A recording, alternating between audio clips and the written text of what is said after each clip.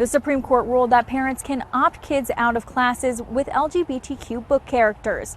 But what does that mean for Utahns? I'm Fox 13 News reporter Julia Sandor, and I spoke to people on both sides of the issue about the impacts they say this could have.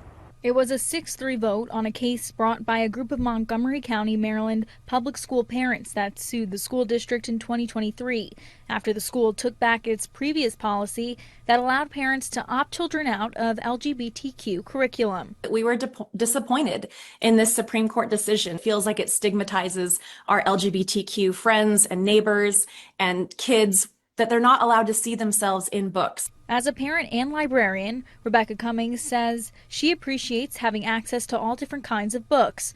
Conservative groups like Utah Eagle Forum say they're taking Friday's ruling as a win. I was very encouraged. For me, it was a ruling that is pro-parents, and I think that is one of the important things that we need to have, especially in our state of Utah, where we value parental choice so much. Raina Williams is a parent as well and says they will now know what is happening in the classroom, which will help guide their children's education.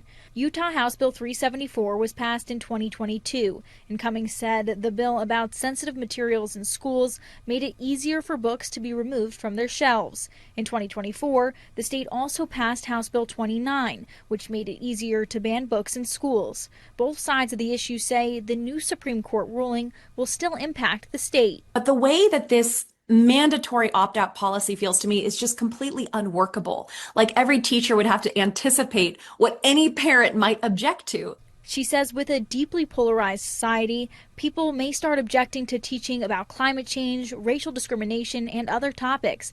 But Williams says just because parents choose to have their children in public school systems does not mean their parental rights stop there. This just reaffirms opt-out. If you are determined to have your children exposed to those types of materials, you can still do that at home as well. In Salt Lake City, Julia Sandor, Fox 13 News, Utah.